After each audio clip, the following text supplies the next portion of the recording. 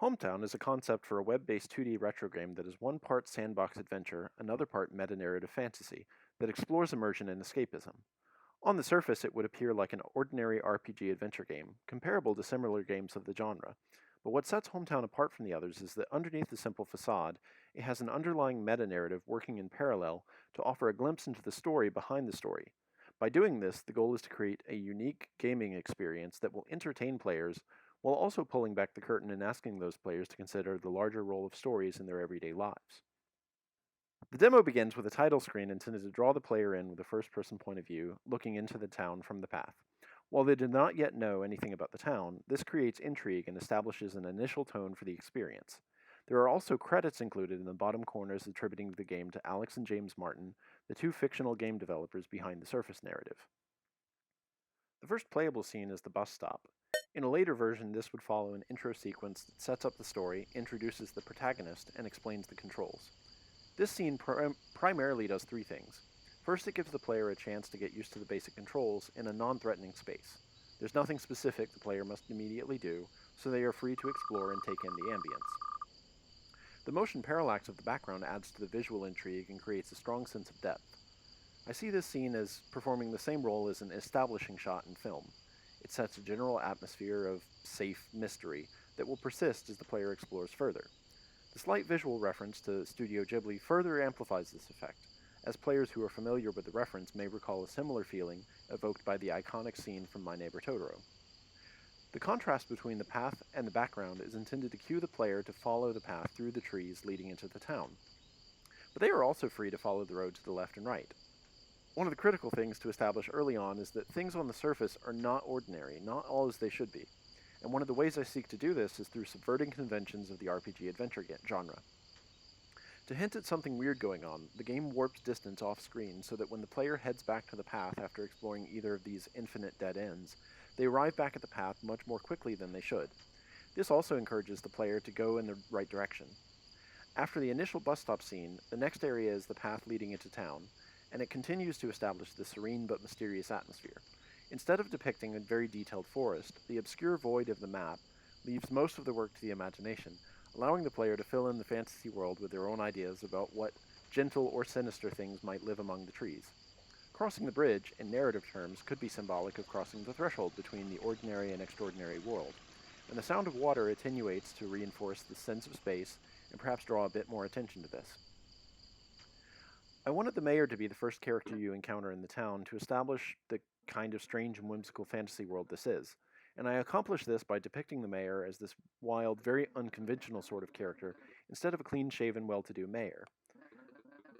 Much like the bus stop scene, the visual design of the mayor is also supposed to be very derivative, calling to mind a number of possible references to other media and pop culture to create a sense of familiarity.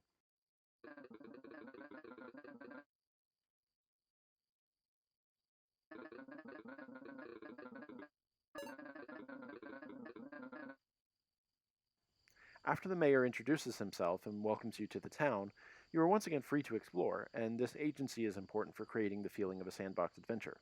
Since I can go wherever I want, I'll start by exploring what is up this way. The town itself is meant to exist in the past, but not exactly a specific past. This creates a kind of nostalgia that's harder to pin down and hopefully resonates with a wider audience. In addition to warping space, simulated glitches also inform the player that something isn't right. In particular, these types of glitches are useful for alerting the player to the meta-narrative and instructing them how to find it.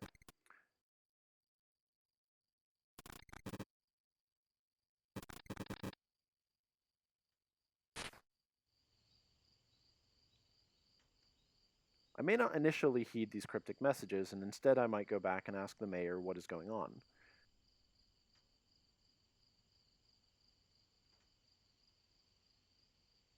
But seeing as he's gone, I reckon I have no choice. In the source code, I've elected to organize the page visually, instead of following any standard HTML tag structure. This visually oriented layout assists non-programmer players who might not be familiar with source code, making it easier to navigate the hypertext meta-narrative for both programmers and non-programmers alike. The functional bits of code are tucked away in less visually dominant areas, while the more relevant details are given higher visual dominance. From this landing page, the player is able to navigate through an interconnected web of pages via hyperlinks. One example of what can be done in this source code space is giving the player an ASCII art map of the town. Important locations can be highlighted, and helpful descriptions of these places can be interwoven throughout. Much like in the Surface game, interior maps can exist separately from the main map, and the player can explore the game through this hierarchical mode before visiting locations in the game. Important rooms can be described in detail, offering additional narrative and revealing gameplay secrets the player would be less likely to stumble across on their own. Maybe the arcade looks interesting, and I can check this out in the source code first before looking for the arcade in the Surface level game. This shows another approach, mapping approximate layouts of spaces at larger scales and providing more granular commentary about objects and characters in the space. None of this seems to address the glitch though, so I'll go back to the game for now and come back to the source code later. I'll see what's over here this time and maybe look for the malt shop. In a future version of the game, there would be many more options for other places to explore and things to do.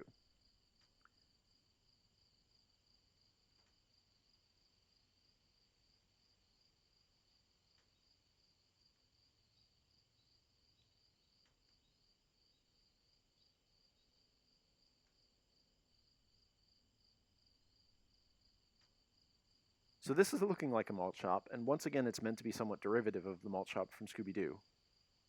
But maybe I don't want to go there directly, and instead I want to check out the arcade, which looks like it's up this way.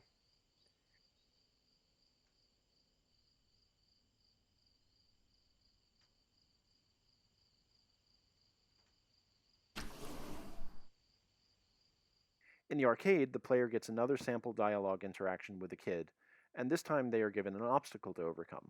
One of the games isn't working, and the kid would like the player to fix it. This is where Hometown deviates the most from a typical RPG adventure game.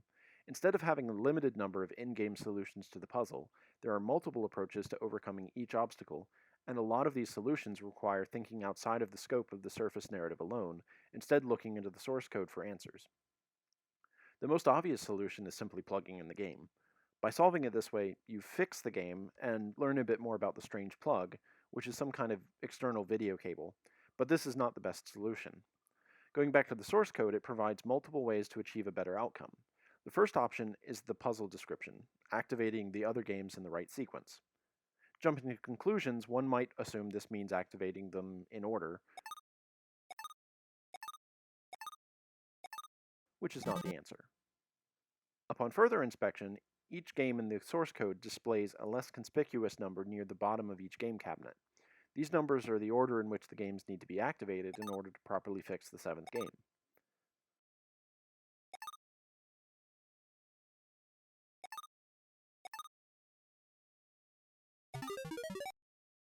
Lastly, fixing the game can also be accomplished by typing the debug JavaScript directly into the web console. These latter two approaches not only cause the seventh game to display a slightly different game screen, but they also enable the option to actually play the game, if you have enough money. This traversal back and forth between the source code and the surface narrative of Hometown is at the crux of what makes the experience different from other games. Many games focus attention away from the self and the player's own involvement in the narrative, focusing instead on the fantasy taking place purely within the player's imagination. Hometown takes the opposite approach, deliberately aiming to keep the player aware of their actual role in the narrative experience at all times.